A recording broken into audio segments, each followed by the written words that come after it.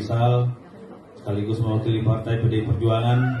Ada Pak Sabarudin, sahabat lama saya ini. Kalau Pak Faisal ini ayahnya, sahabat saya. Kalau Pak Sabarudin ini sahabat lama, dan alhamdulillah terpilih lagi sekaligus mewakili Partai Gelora. Yang saya hormati Ketua DPD Hanura Provinsi Kalimantan Timur, Adinda Haji Marsidik STMM. Luar biasa, nanti saya khusus cerita tentang beliau ini. Ya, seperti para ketua-ketua partai yang hadir, khusus hari ini Ketua Partai Hanura di orang-orang politik Kutai Timur.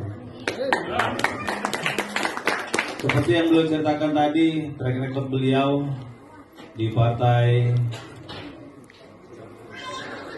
Demokrat dulu, sehingga Demokrat sempat jadi ketua DPRD, walaupun pada akhirnya terjadi gejolak. Singkat cerita sampai saya juga jadi wakil bupati pakai partai beliau, Partai Perindo. Jadi kelihatannya harus ada sentuhan tangan beliau dulu baru bisa jadi semakin naik karir kita ini.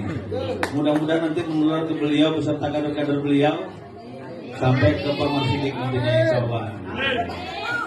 Yang saya hormati Kanda Ordiansah, Ketua Partai Demokrat Kabupaten Kutai Timur. Walaupun beliau ini bukan anggota dewan, tapi beliau ini bosnya 6 orang anggota dewan. Jadi kalau beliau di belakang, kita duduk depan, kualat kita, nggak berani kita. Terima kasih Kak Ordi udah datang.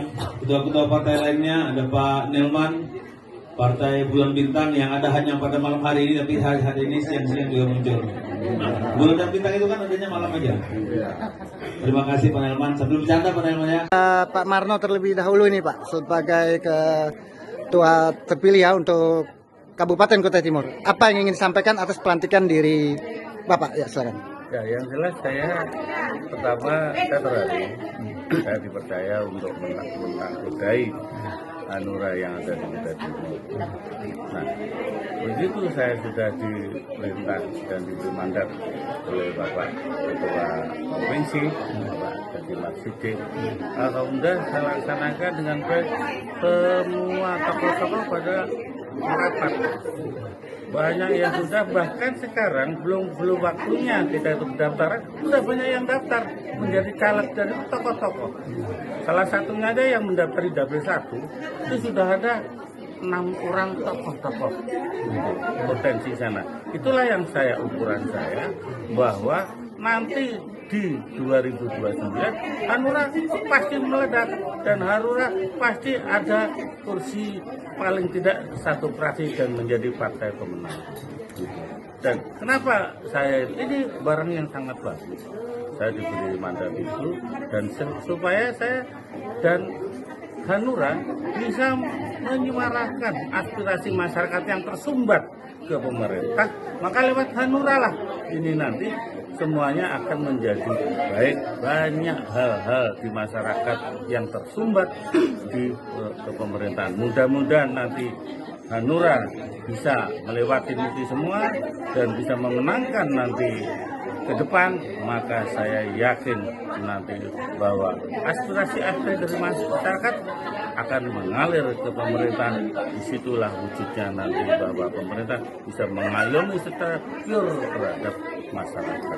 Sedikit bergeser ke Ketua Hanura Kaltim nih Pak, apa amanat yang diamanatkan kepada Ketua DPD Kutim yang Ketua ya Hanura Kabupaten Kutai Timur yang harus diprioritaskan ke depannya ya?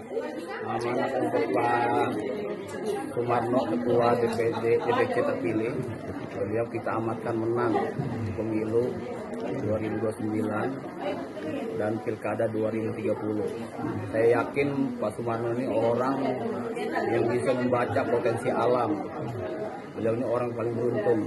Tadi sampai disampaikan sama Pak Wakil Bupati ya kan, bahwa Pak Marno ini dalam setiap ajang pemilu, ajang politik, beliau tidak pernah salah pilih, selalu berhasil.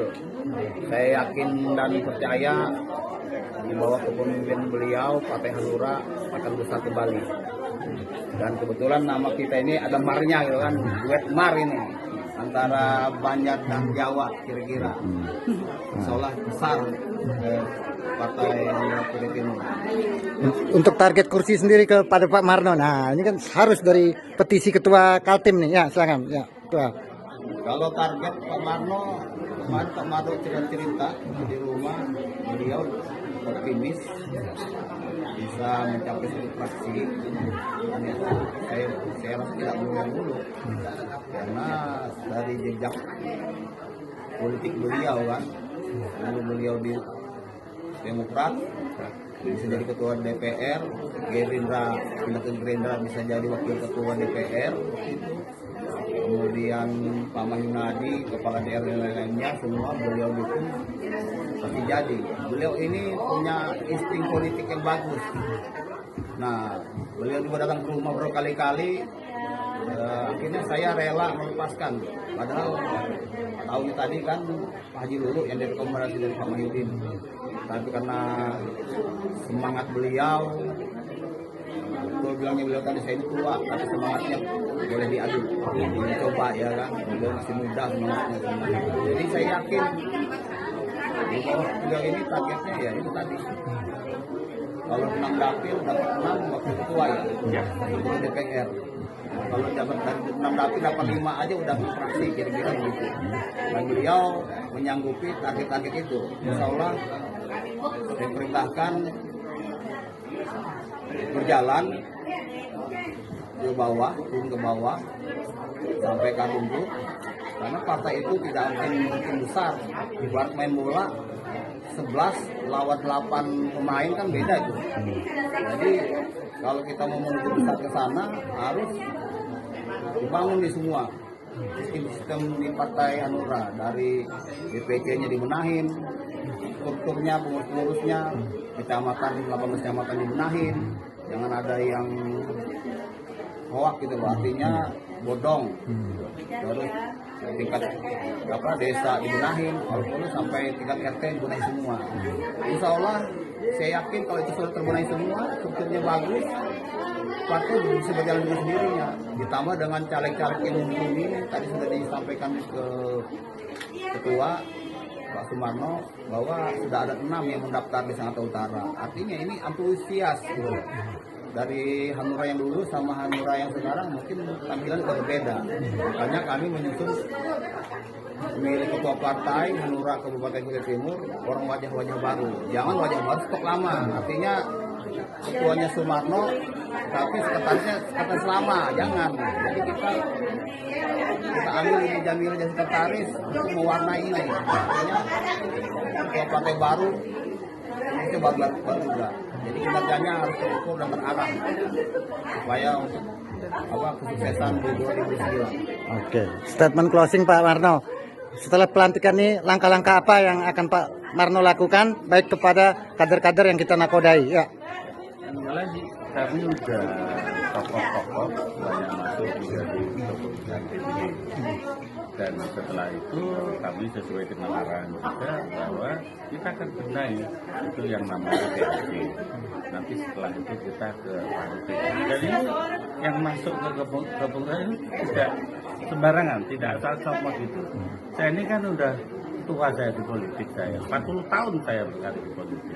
Saya tahu betul. Biasanya itu partai-partai yang lain itu kalau misi itu asal comot saja. Ini Hanura ini benar-benar orangnya ada dan dia tokoh itu. Suatu contoh aja, PAC Kaliwa ada sekarang masih menjadi camat. Dia akhir bulan ini pensiun, dia langsung melamar minta jadi PAC Kaliwa. Namanya camat pasti punya sih. Ya, masa ini salah satunya saja. Jadi banyak sekali. Kalau saya juga heran kenapa Hanura ini digandrungin oleh tokoh-tokoh yang siap berjuang, siap meluaskan Hanura di Kutai Timur ini. Makanya itu tidak usah. Saya berjuang di Demokrat, saya juga dapat dulu satu partai pemenang. Saya berjuang di Gerindra, itu bendera tidak ada, bendera tidak ada, sumbangan tidak ada. PAC masih membentuk ulang, itu saya mampu satu fraksi. Apalagi Hanura ada ketua saya ini yang siap membantu. Saya yakin satu fraksi menurut saya tidak sulit untuk dikaitkan. Oke. Ada lagi rekan-rekan? Oke, cukup. Terima kasih Pak Marno, Pak Marsidi.